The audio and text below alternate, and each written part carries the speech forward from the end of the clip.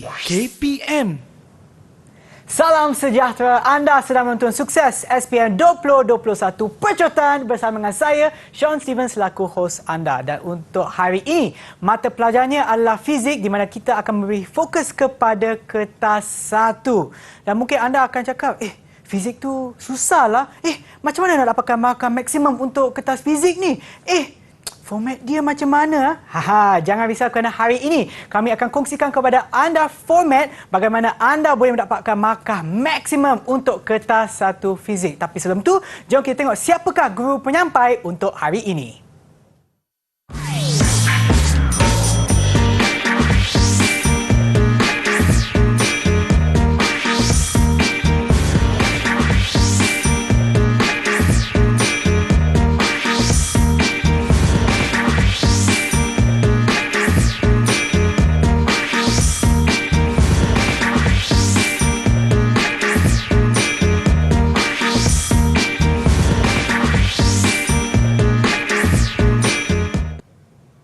Itulah dia cikgu kita pada hari ini adalah Cikgu Nisa. Hai Cikgu. Hai Sean. Sihat Cikgu? Alhamdulillah sihat. Sean macam mana? Okey, sangat-sangat sihat. Bagus. Okey, dah untuk hari ini Cikgu, apa yang kita akan fokus pada hari ini? Okey, hari ini kita akan fokus kepada fizik kertas 1. Macam Sean cakap tadi, macam mana murid-murid di rumah nak dapatkan markah maksimum. Kan? Maksimum yang boleh. Hari ini cikgu akan kongsikan beberapa tip penting supaya murid-murid boleh aplikasikan dapatlah markah yang bagus tu. Okey? Okey, baiklah cikgu, jom kita mulakan. Boleh? Silakan cikgu. Okey. Hari ini cikgu akan mulakan dahulu dengan format. Okey. Seperti yang murid-murid semua tahu, format mulai daripada 2021 ni, kertas 1, kertas 2 dan kertas 3. Okey. Tetapi kertas 3 ni sebenarnya sebenarnya kertas 3 ni murid-murid telah duduki pada 15 Februari yang lalu. Iaitu kertas amali dah selesai. Okey. Yang murid-murid perlu fokuskan adalah kepada kertas 1 dan juga kertas 2. Baik. Hari ini cikgu akan fokuskan kepada kertas 1, tetapi cikgu akan cerita sedikit tentang markah yang diperuntukkan untuk setiap bahagian. Kertas 1 40 markah, 40 soalan objektif, perlu murid-murid jawab dalam masa 1 jam 15 minit. Purata untuk satu soalan adalah 1.9 minit. Jadi jangan buat lebih daripada itu, kurang tak apa. Okey, untuk kertas 2 pula berbentuk soalan berbentuk objektif yang perlu murid-murid jawab dalam masa 2 jam 30 minit, membawa 100 markah. Jadi jumlah keseluruhan markah ni adalah 155. Okey, kalau nak dibandingkan, ini kohort pertama, kohort baru tau Sean. Kalau nak dibandingkan dengan yang lama, format lama dengan format baru, masih lagi kekal 3 kertas. Cuma bezanya, dulu murid-murid yang ambil SPM sebelum ni, mereka akan duduki kertas ini pada hari yang sama. Pagi masuk sidang 1, kertas 1, rehat sekejap, sidang 2, kertas 2, sambung pula petang kertas 3. Tapi murid-murid sekarang hanya fokuskan pada kertas 1, kertas 2 sebab kertas 3 ni dah selesai. Jadi itu adalah kelebihan. Okey, jadi tanpa membuang masa, jom kita tengok macam mana apakah bentuk soalan yang ada. Okey, sebelum tu cikgu cerita sikitlah susunan topik yang ada dalam kertas 1 ni sebenarnya disusun daripada topik tingkatan 4 sehingga topik tingkatan 5. Okey, tadi cikgu dah bagi tahu ada 40 soalan kesemuanya. 40 soalan tu sebenarnya dibahagi kepada 3 aras kesukaran. Aras rendah 20 soalan, aras sederhana 12 soalan dan aras tinggi 8 soalan. Jadi Sean nak kata susah tak susah lah Sean. Sebab kalau Sean tengok, aras rendah dengan sederhana ni 32 soalan dekat sini membawa 32 markah. Yang kata susah paper fizik tu 8 je. Okey. Jadi apa yang perlu murid-murid lakukan ialah kuasai soalan aras rendah dan aras sederhana. InsyaAllah murid-murid dapat lulus dengan bagus, dengan baik dalam kertas fizik ni. Okey. Cikgu akan kongsikan tip untuk mengulang kaji cara yang berkesan bagi kertas 1. Cikgu bahagikan kepada 2, iaitu formula dengan kaedah mengingat. fizik kalau tak ada formula bukan fizik kan, Ya, Sean? betul, ya. Fizik mesti nak kena ada formula. Jadi bagaimana murid-murid nak gunakan formula? Jadi cikgu akan beritahu dululah tentang kepentingan formula ni. Sebenarnya formula ni boleh membantu murid-murid untuk menyatakan definisi. Yang kedua, untuk pengiraan. Nak kira mesti nak kena ada formula. Nak guna formula mana? Mesti nak kena rujuk formula. Dan yang ketiga, untuk menyatakan hubungan. Okey, jadi apa murid-murid nak buat dengan formula ni kan? Ya. Right. Dalam kertas peperiksaan percubaan, cikgu percaya dekat situ dah ada kertas formula. Jadi ambil kertas formula tu, tengok satu persatu. Contoh cikgu tunjuk. Okey. Sekejap cikgu nak kena ambil pen dulu. Okey. Cikgu nak ambil pen dekat sini. Okey.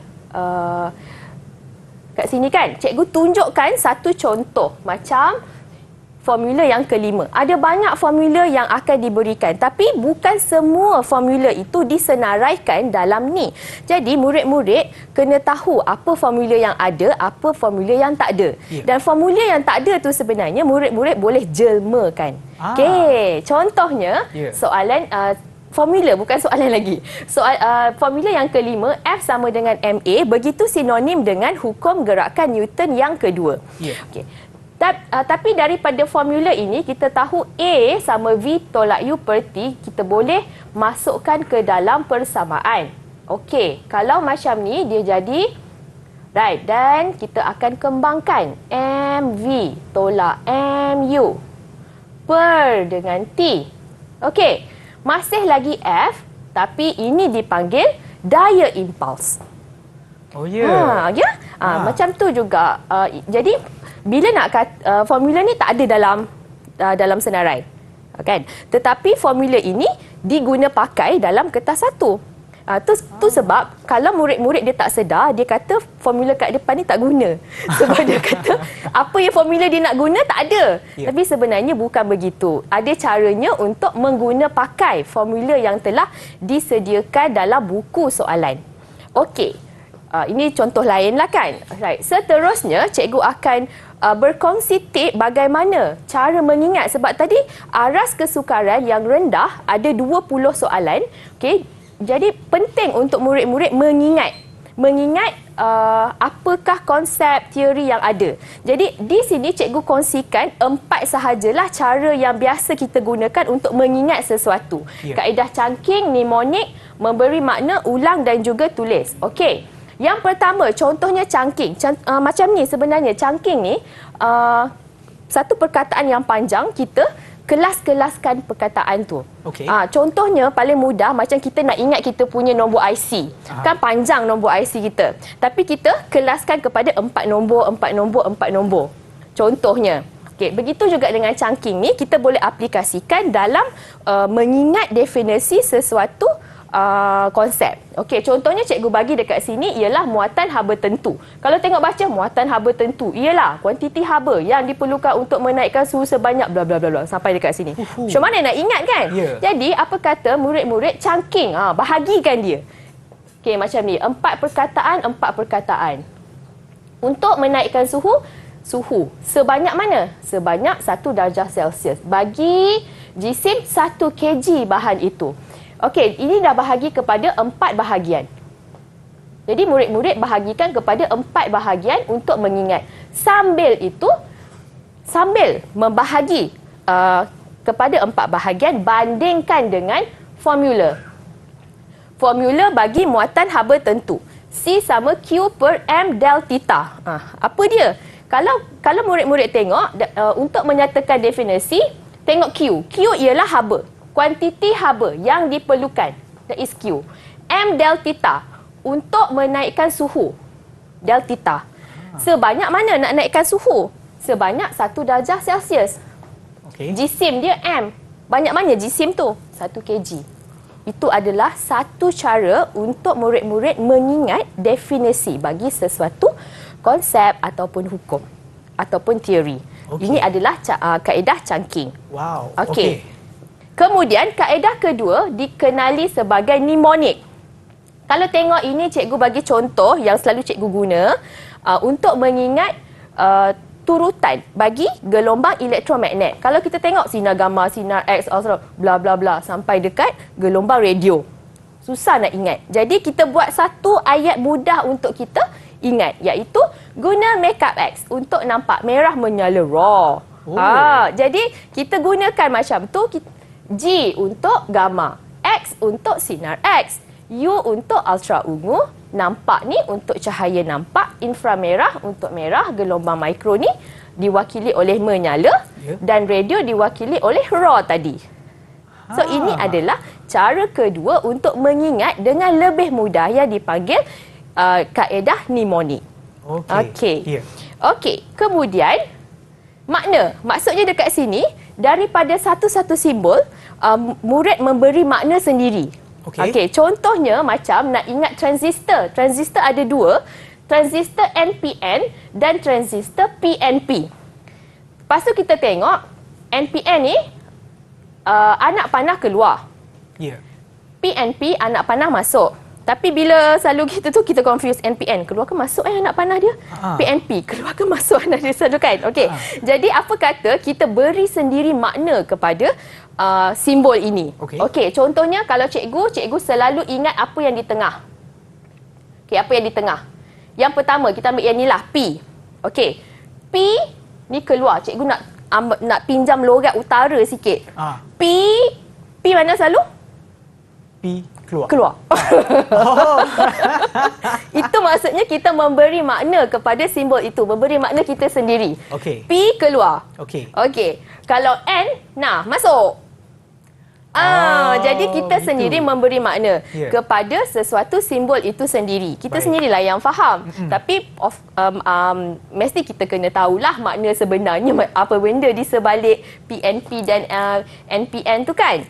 Okey, mestilah kita tahu di mana tapak pengumpul B dan E. Ini hanya untuk kaedah mengingat. Macam mana kita nak ingat anak panah mana yang masuk, anak panah mana yang keluar, iaitu dengan memberi makna kepada sesuatu simbol itu. Okey. Kemudian kaedah terakhir yang mesti murid-murid buat, tadi cikgu dah kongsikan. Yang pertama tadi chunking, yang kedua mnemonik dan memberi makna. Jadi murid-murid kena praktiskan dengan mengulang dan tulis. Kalau tak praktiskan dengan mengulang dan tulis, tak boleh ingat dan tak boleh tahu bagaimana untuk mempraktikkan apa kaedah mengingat yang telah cikgu kongsikan tadi.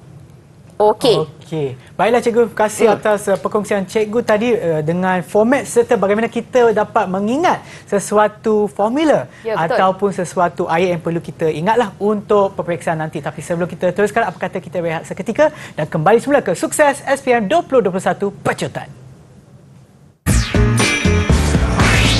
Didik TV KPM. Didik TV KPM. Kembali menonton Sukses SPM 2021 Pecutan, di mana hari ini kita akan memberikan tumpuan kepada fizik kertas 1. Dan sekarang adalah untuk soalan aras rendah. Silakan cikgu. Okey, cikgu akan teruskan dengan soalan aras rendah. Seperti yang cikgu dah maklumkan sebelum ini, ada 20 soalan dalam aras rendah yang perlu murid-murid kuasai supaya sekurang-kurangnya murid-murid boleh lulus dalam kertas ni. Okey, soalan aras rendah terdiri daripada soalan untuk mengingat dan memahami. Mengingat dan memahami apa? Fakta, konsep, teori, prinsip dan hukum. Okey, jom kita tengok soalan contoh yang pertama. Antara berikut yang manakah kuantiti asas? Okey, mudah untuk mengingat ni dengan cara, kan cikgu dah highlight ni kan, warna merah, PJ Mas. Ada 7 kuantiti asas dalam fizik ni. Okey. So jadi cara untuk mengingatnya adalah PJ Mas. Apa dia PJ Mas? P untuk panjang, unit M. J untuk jisim, unit kg. M untuk masa, unit dia saat. S, A untuk arus, unit dia ampere. Suhu mutlak iaitu Kelvin. Keamatan berluminositi, kandela. CD, kuantiti bahan mol. Kalau nak ingat semua susah nak ingat, jadi ingat sahaja PJ Mas. Okey, kalau tengok daripada sini, A, B, C tak ada kecuali keamatan berluminositi. Jadi itulah jawapan dia, mengingat. Ini satu contoh soalan mengingat. Memang telah disusun. Soalan satu adalah tentang kuantiti fizik. Sama ada kuantiti asas, kuantiti terbitan, boleh jadi kuantiti vektor. Okey, soalan contoh yang kedua, cikgu bawakan juga soalan yang lebih kurang macam tadi, Sean. Okay, antara berikut yang manakah kuantiti asas dan unit SI yang betul? Kalau tengok, semua ABCD merupakan kuantiti asas. PJ Mas tadi. Tapi yang berbeza adalah unit. Okey, tadi jisim kg. Tak betul. Arus tadi A sahaja. Tak ada M. Tak betul juga. Masa dalam saat. H bukan. So, jawapan dia ialah suhu. Masih lagi mengingat. Okey, ingat. Alright, kita sekarang tengok soalan contoh yang ketiga, graf, tentang graf. Graf manakah mewakili hubungan yang berkadar songsang? Okey, jadi kat sini satu lagi cara, bila baca soalan, terus highlight pada kata kunci yang diberikan. Berkadar songsang. Kalau tengok A, cikgu dah tuliskan tip di sini. A itu adalah untuk graf berkadar terus. B bentuknya begitu adalah untuk berkadar songsang. C, selalu murid salah faham, dia ambil C ni sebagai berkadar songsang. Tetapi C ni sebenarnya adalah graf berkurang secara linear. Manakala D dipanggil bertambah secara linear. Graf Y bertambah secara linear dengan X. Dia punya ayat panjang kan? Dekat tip ni cikgu letakkan ayat yang ringkas sahaja. Okey, jadi kalau tengok jawapannya sepatutnya ialah B.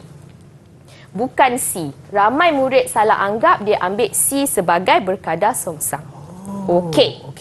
Soalan yang seterusnya. Setiap objek tetap berada dalam keadaan rehat atau gerakan seragam dalam garis lurus kecuali jika terpaksa mengubah keadaan itu dengan daya luar yang dikenakan padanya. Okey, sekarang kita gariskan kata kunci. Kata kuncinya di sini adalah tetap. Maksudnya, kita boleh kata objek itu akan berada tetap dalam keadaan asalnya. Kalau tak ada apa-apa yang pergi kacau dekat dia. Senang kita cakap macam tu. Okey. So, tetap berada. Jadi, kita akan tengok apakah pilihan jawapan yang ada. Hukum gerakan Newton pertama, hukum gerakan Newton kedua, prinsip keabadian tenaga, prinsip keabadian momentum. Apakah yang berkait dengan yang tetap tadi? Okey, cikgu kongsikan tip. Okey, cikgu tulis HN1 untuk hukum Newton 1. Hukum gerakan Newton 1 itulah. Okey, yang berkait ataupun sinonim dengan inertia. Apa dia inertia? Okey, tak tahu. Kita tengok dulu. Hukum Newton kedua yang sinonim dengan F sama dengan MA. Kemudian prinsip keabadian tenaga. Keabadian tenaga ni bermaksud tenaga sebelum tindak balas sama dengan tenaga selepas tindak balas. Sebab itu ada perkataan abadi dekat situ. Okey, keabadian momentum pula adalah yang berkaitan dengan momentum sebelum pelanggaran sama dengan momentum selepas pelanggaran. Okey, sekarang kita tengok daripada tip cikgu, apa yang ada kaitan dengan berada tetap. Berada tetap. Okey, kalau kita tengok, ini berada tetap ke? Tengok daripada bawah momentum. Tak berada tetap. Keabadian tenaga tidak berada tetap juga. Hukum gerakan Newton kedua pun tidak berada tetap. Okey, kerana yang dinyatakan tadi adalah hukum gerakan Newton pertama yang sinonim dengan inertia. Apa dia inertia? Inilah dia. Inilah dia inertia. Inilah dia pernyataan yang berkait dengan hukum Newton pertama. Okey, itu adalah satu cara untuk mengenal pasti jawapan. Pangkah yang salah untuk dapatkan jawapan yang betul. Okey. Kita tengok soalan contoh kelima dari tajuk kegravitian. Rajah menunjukkan luas yang dicakup dalam masa yang sama di kawasan PQR dan XYZ bagi suatu planet yang berputar mengelilingi matahari. Antara berikut yang manakah benar tentang luas PQR dan XYZ? Nampak macam susah soalan ni. Tapi soalan ni berada pada soalan aras rendah untuk mengingat. Okey? Kerana soalan tadi, murid-murid boleh jawab jika murid-murid tahu tentang hukum Kepler.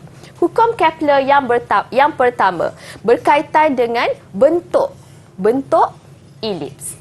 Yang kedua berkaitan dengan luas yang sama dan yang ketiga adalah tentang tempoh dan juga jejari.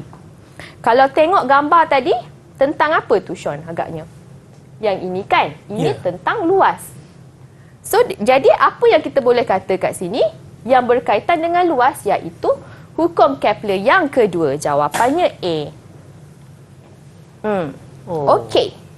Cikgu akan teruskan kepada soalan contoh yang keenam. Rajah menunjukkan termometer klinik. Ada termometer. Termometer klinik digunakan untuk mengukur suhu badan seorang pesakit. Apakah konsep fizik yang diaplikasikan dalam termometer? Bila demam, guna termometer untuk semak suhu, nak ukur suhu. Okey, tip yang cikgu berikan, yang pertama cikgu ikut A, B, C, D ni dekat tip cikgu. Okey, muatan haba tentu. Muatan haba tentu adalah tadi perubahan kuantiti haba yang diperlukan. Okey, tak ada kaitan dengan termometer. Keseimbangan terma, mungkin. Sebab keseimbangan terma ni maksudnya adalah pemindahan haba bersih sifar. Suhunya mesti sama. Okey. Yang C pula, haba pendam tentu pelakuran.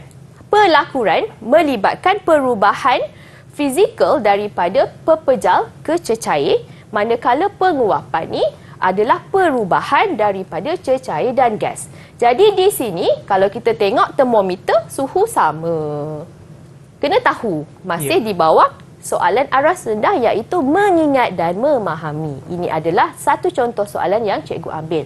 Soalan seterusnya, soalan yang ketujuh. Rajah menunjukkan dua tapak perkemahan yang dipisahkan oleh sebuah tasik. Ketika awal pagi, bunyi, dia cakap bunyi dari tapak perkemahan dapat didengari dengan jelas.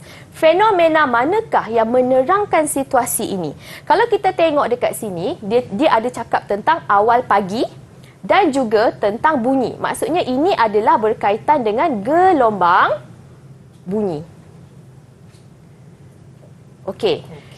Awal pagi. Dia nak cakap dekat sini ada perbezaan ketumpatan udara. Jadi, kita tengok tip. Tengok ada tak berkaitan dengan pantulan? Pantulan ni ada perubahan arah perubahan arah sebab ada penghalang. Okey. Macam tadi tak ada penghalang. Okey. Kemudian kita tengok pembiasan, ubah arah yang disebabkan oleh halaju.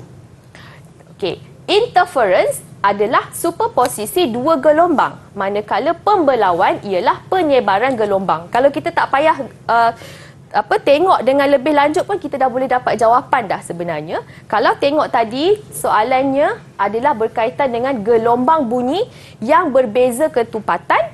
Jadi memang terus kita dapat jawapannya pembiasan. Sebab tak ada kaitan langsung dengan pantulan dan ini tak ada superposisi dua gelombang dan tiada pembelauan juga. Okey? Jadi dia ialah soalan ni ialah pembiasan gelombang jawapan dia. Okey, kemudian kita pergi kepada soalan contoh yang ke-8. Antara fenomena berikut manakah menunjukkan daya dalam keseimbangan? Jadi dekat sini murid-murid kena tahu. Murid-murid kena tahu apakah yang dimaksudkan dengan daya dalam keseimbangan. Cikgu kongsikan tip, iaitu daya dalam keseimbangan ini maksudnya daya paduannya sifar. Objek itu berada dalam keadaan pegun atau bergerak dengan halaju seragam. Jadi kita tengok satu persatu. A. Sebuah bingkai gambar digantung pada dinding. B. Sebiji kelapa jatuh dari pokok. Jatuh. Masih tak pegun, tak bergerak dengan halaju seragam juga. Sebuah kapal terbang berlepas dari landasan pun bukan. Sebuah kapal berlayar di laut pun bukan. Kalau kita tengok yang hampir dengan apa yang tip cikgu bagi adalah A. Sebab A adalah pegun. Okey.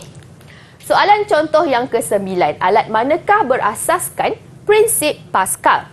Okey, prinsip-prinsip ni murid-murid kena tahu kan. Jadi senang kita nak tengok dekat sini adalah aplikasi yang sinonim dengan sesuatu prinsip. Enjin jet kan? Enjin jet.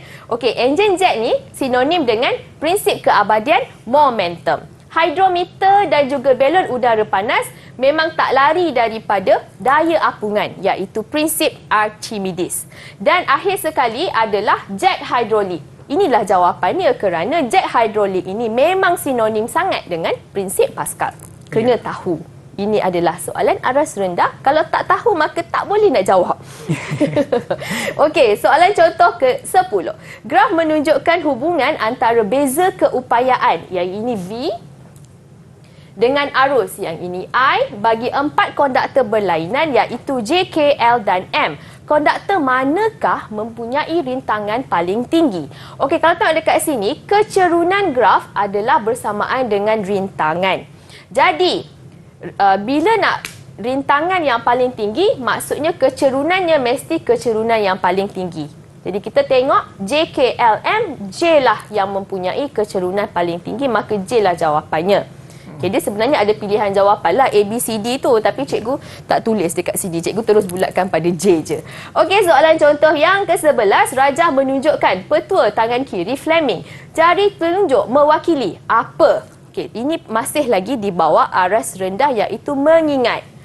Selalu kalau kita tanya, Daddy, anak mana? Oh, iyalah. Daya, medan magnet dan arus. Daddy, anak mana?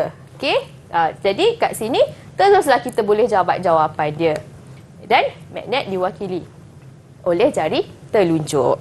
Okey, kita sampai kepada soalan yang ke-12. Rajah menunjukkan satu tindak balas nukleus. Tindak balas tersebut ialah, ini apa tindak balas ni kan? Okey, tips dekat sini adalah pelakuran. Pelakuran ni murid-murid kena tahu, nukleus ringan jadi berat. Pembelahan yang berat jadi ringan. Reputan pula ialah daripada tak stabil jadi stabil. Dan akhir sekali adalah tentang separuh hayat, iaitu tempoh daripada keadaan asal jadi separuh daripada keadaan asal tu sendiri. Okey, jadi kalau kita tengok dekat sini, uranium 235 pecah kepada 2, terus dapat jawapan lah, iaitu pembelahan nukleus. Okay. Gitu Sean. Yeah. 12 soalan cikgu kongsikan untuk aras rendah ni. Ya. Dan dengan tips dan juga panduan yang diberikan oleh cikgu, harap kita ataupun anda semua yang akan menduduki SPM nanti untuk kertas 1 bagi fizik, anda akan dapat maksimum ataupun markah maksimum bagi kertas 1 bagi soalan aras rendah. Kita akan berehat seketika dan kembali semula ke Sukses SPM 2021 Pecutan. Didik TV KPM. Didik TV KPM.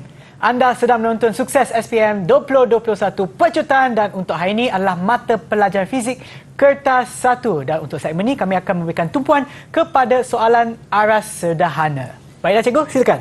Baik. Cikgu akan teruskan dengan soalan aras sederhana. Dan soalan ini adalah berkaitan dengan soalan mengaplikasi pengetahuan secara kualitatif dan kuantitatif.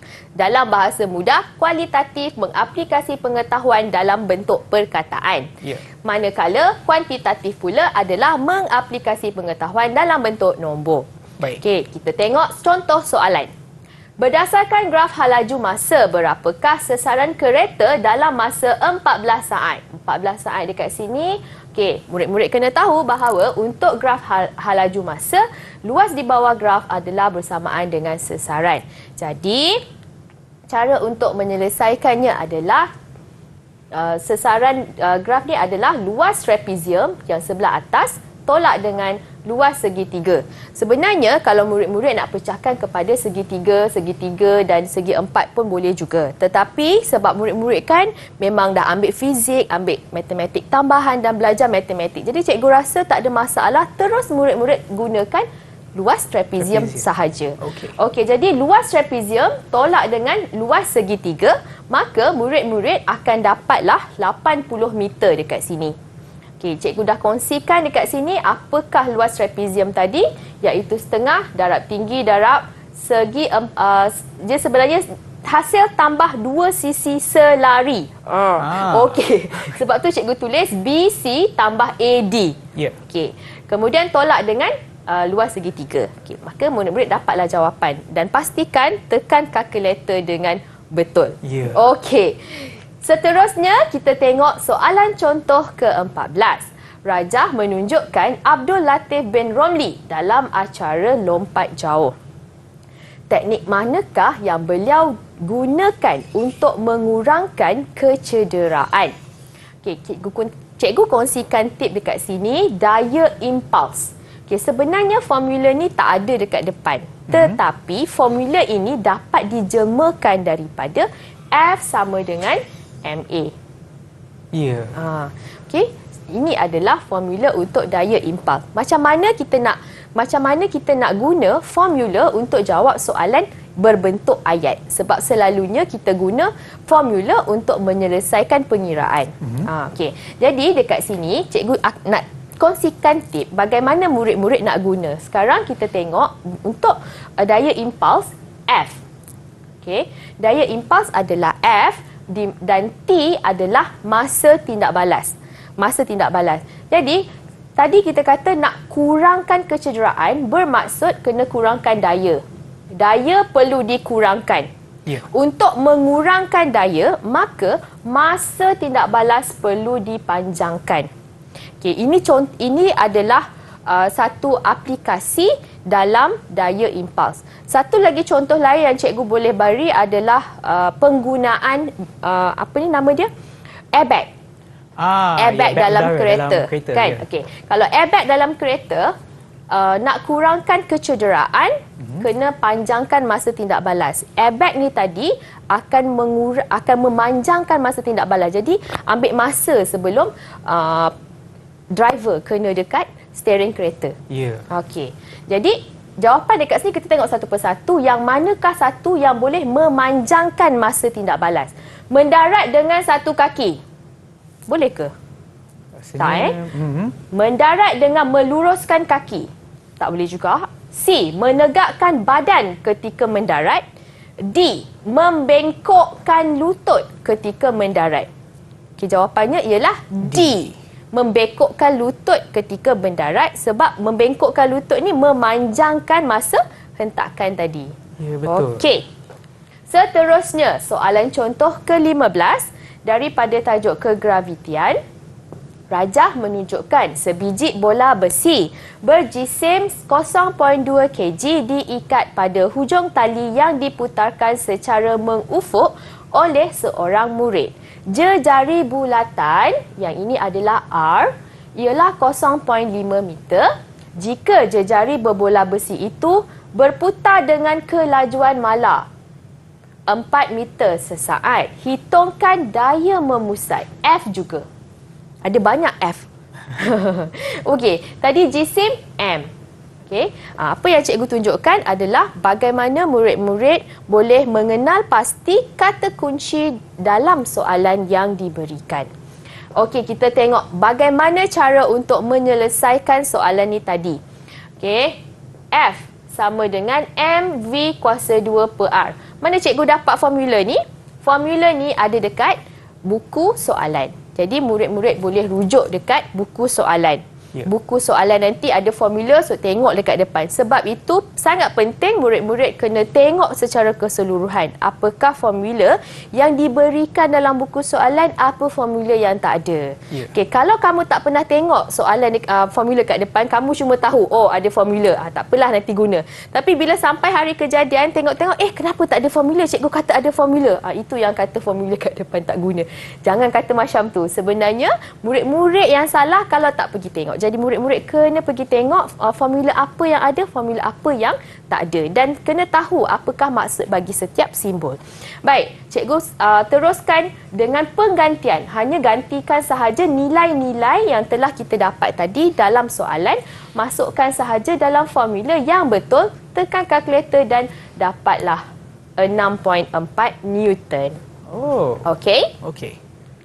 Seterusnya, soalan contoh 16. Gas yang berada di dalam bekas tertutup mempunyai tekanan 125 kPa, kilopascal. Tekanan ini simbolnya P. Pada suhu 30 darjah Celsius, yang ini adalah T. Tentukan suhu gas, T lagi. Ni T, ni P. di dalam bekas itu jika tekanannya meningkat kepada 201 kPa. Okey, sekali imbas baca ada 2 tekanan, ada 2 suhu.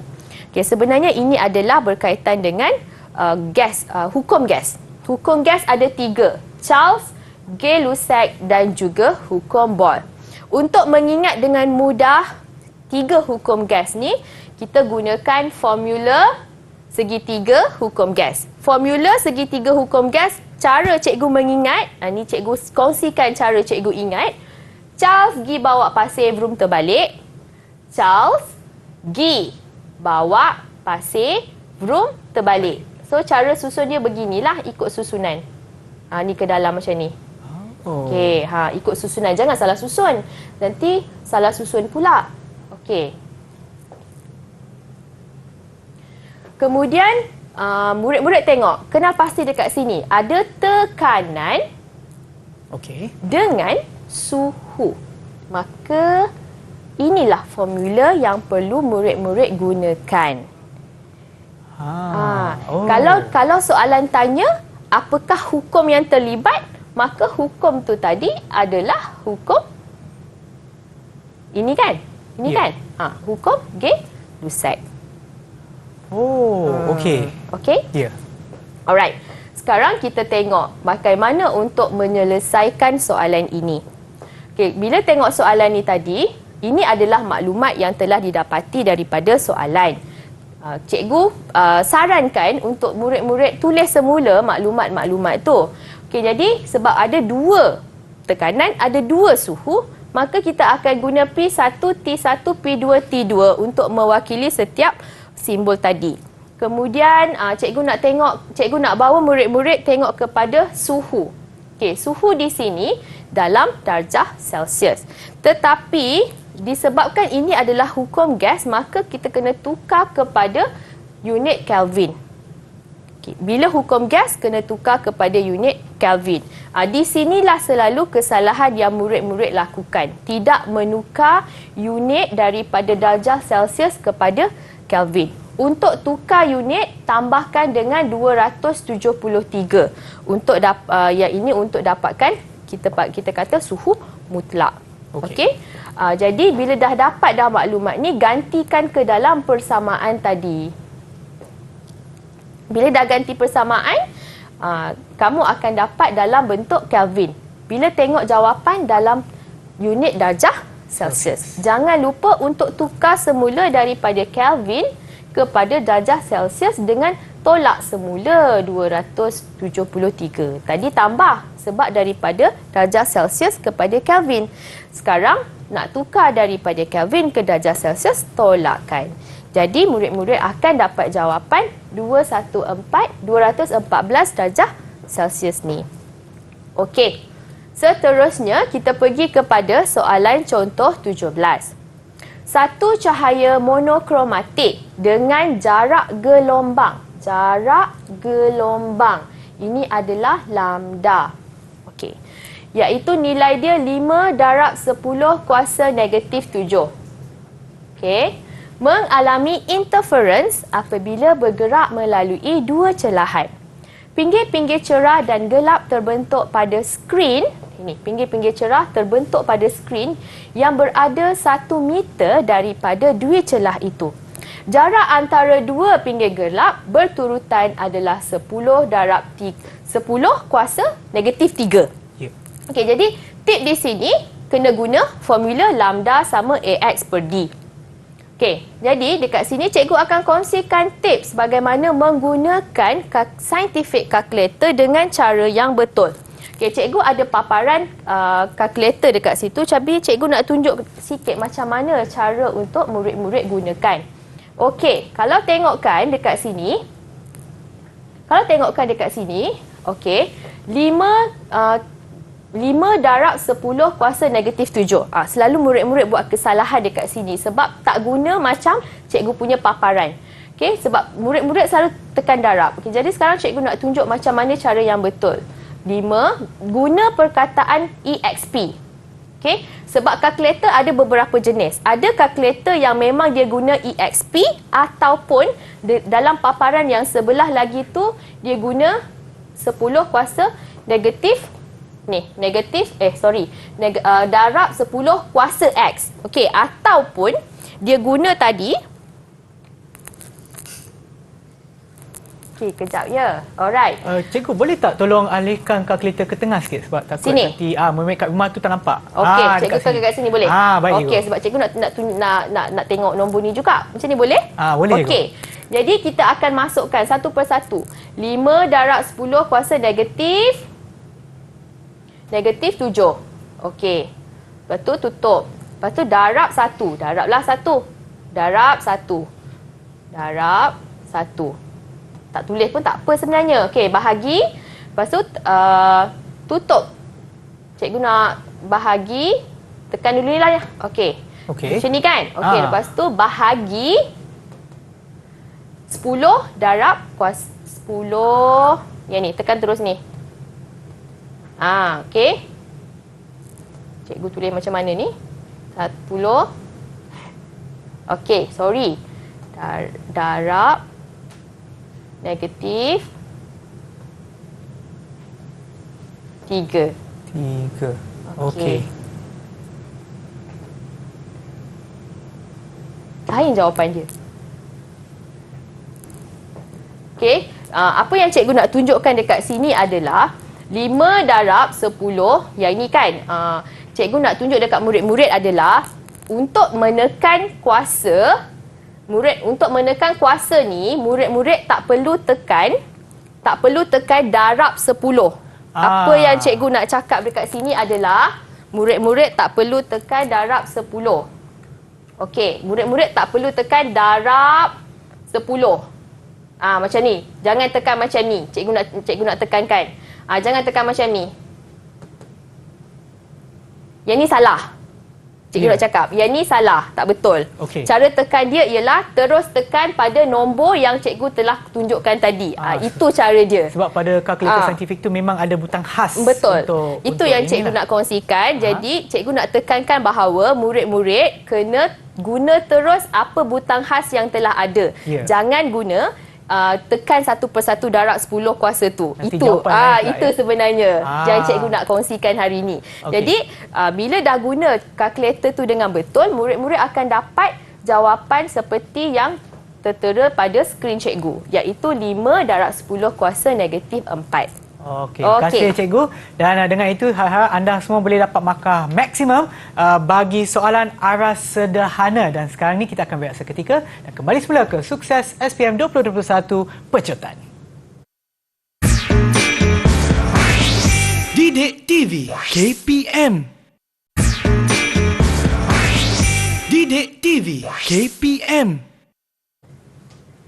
Kembali semula menonton Sukses SPM 2021 Pecotan, di mana hari ini kita akan memberikan tumpuan kepada fizik kertas 1, dan sekarang ni kita akan berikan tumpuan ataupun fokus kepada soalan aras tinggi. Kepada mereka yang rasa-rasanya memang macam susah sikit kan, tak apa, dengan bantuan Cikgu Nisa anda bolehlah dapat soalan, bukan soalan tetapi markah maksimum bagi soalan aras tinggi. Baiklah cikgu, silakan. Cikgu akan teruskan kepada beberapa contoh soalan aras tinggi. Okey, apa yang ada dalam soalan aras tinggi yang murid kata susah sangat fizik ni, ada 8 soalan je yang susah tu. 8 soalan sahaja, soalan susah dalam kertas fizik. Okey, untuk murid-murid yang nak skor A, kat sinilah selalunya murid-murid yang nak skor A ni, dia akan betul-betul orang Kedah kata pulun. Pulun. Bukan pulut, pulun.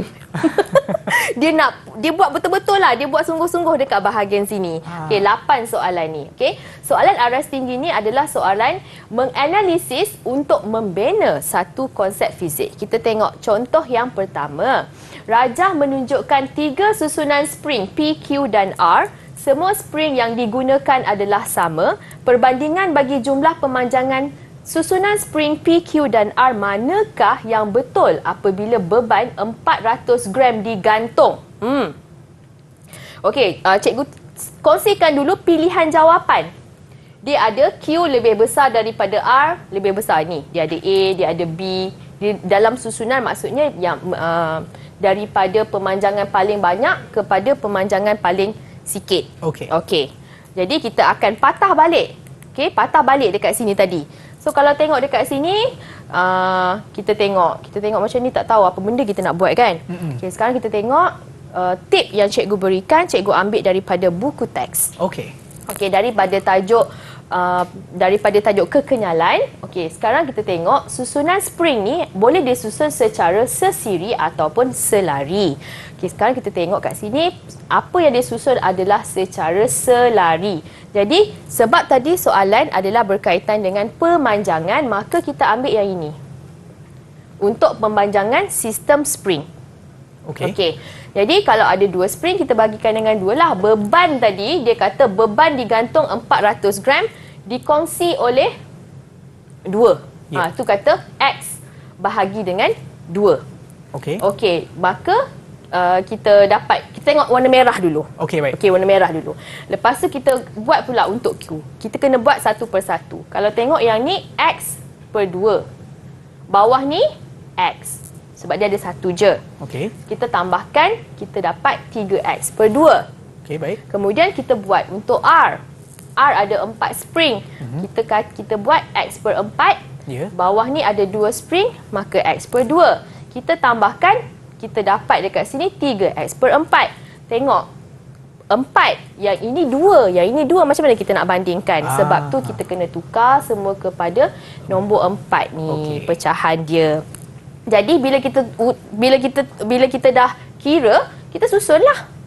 Kalau kita susun, kita tengok yang mana yang paling besar nombor dia? Q.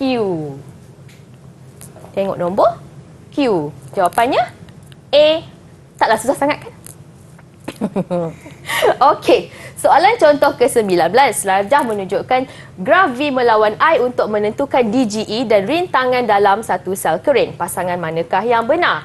Okey, sekarang kita tengok, cikgu kongsikan tips. Murid-murid kena tahu bahawa ini kita nak analisis graf. Bandingkan aja dengan Y sama MX tambah C. Okey, ni cikgu dah kongsikan dekat sini. Dengan persamaan DGE ni, hubungan antara DGE dengan rintangan dalam. V sama dengan negatif IR, I tambah dengan ni epsilon. Simbol ni dipanggil epsilon. Jadi, untuk cut it short, apa yang cikgu boleh katakan, ini adalah pintasan Y sama dengan ini adalah DGE dan kecerunannya adalah rintangan dalam. Ini tengok kepada tip yang telah cikgu kongsikan tadi. Okey, jadi kita bandingkan dengan jawapan, maka kita dapatlah tadi DGE dekat pintasan ni, kecerunannya ialah rintangan dalam. Okey, jadi jawapannya adalah D. Okey. Sekarang adalah soalan yang terakhir. Ini adalah soalan yang terakhir. Okey, kalau kita tengok daripada tajuk elektronik, sebuah litar sistem penggera kebakaran ni. Okey, nak tahu apa ada dekat PQ, apa dekat RS, TV dengan YZ. So diberikan dekat sini satu contoh pilihan. Okey, cikgu kongsikan tip. Kalau kita tengok tip daripada buku teks tadi, yang paling sesuai kita letak dekat PQ ni termistor. Dekat sini sejenis rintangan, perintang. Lepas tu YZ, yang inilah. Kemudian TV. Kan? Apa benda kat sini? Ni transistor. Okay, jadi kita bandingkan, kalau kita tengok tadi, tengok yang ini confirm PQ. Yang ni dah salah. Tengok nombor 2 salah. Pangkah. Dah. Habis. Mendapat jawapannya. Okey, itulah jawapan dia. Okey, baiklah cikgu, dan sebelum kita mengakhiri segmen kita pada ini, mungkin cikgu boleh kongsikan apakah rumusan daripada apa yang cikgu dah kongsikan pada ini dan juga kata-kata nasihat kepada mereka yang akan menduduki SPM nanti. Right. Apa yang cikgu akan imbas kembali sedikit apa yang telah kita pelajari. Kita telah tengok format, kita telah tengok soalan aras rendah, aras sederhana dan juga aras tinggi. Apa yang boleh cikgu nasihatkan kepada semua murid di rumah untuk calon-calon SPM 2021, janganlah terlalu kamu tengok kepada yang susah sehingga kamu lupakan yang senang. Dalam peribahasa tu, apa orang cakap, yang dikendong berciciran, yang dikejar tak dapat, terbalik cikgu cakap. Yang dikejar tak dapat, yang dikendong berciciran. Gitu, okey. Yeah. Jadi tengok yang senang tu, fokuskan yang senang, dah dapat yang senang dan pergi kepada soalan yang susah. Jadi cikgu doakan semua calon SPM 2021 yang menonton hari ini dapat result yang bagus, dapat keputusan yang bagus nanti dan dapat menjawab dengan lebih yakin. Okey? Cikgu tutupkan dengan di mana ada kemahuan, di situ ada jalan. Okey, baik, cikgu. Terima kasih Cikgu cikgu Nisa. Dan juga kepada mereka yang menonton sekarang, harap panduan dan juga tips dan juga teknik menjawab yang dikongsi oleh cikgu pada hari ini akan anda gunakan nanti apabila menjawab soalan pada apabila anda menduduki SPM pada bulan Mac nanti. Dan semoga berjaya kepada anda semua dan kita akan berjumpa lagi di episod yang seterusnya.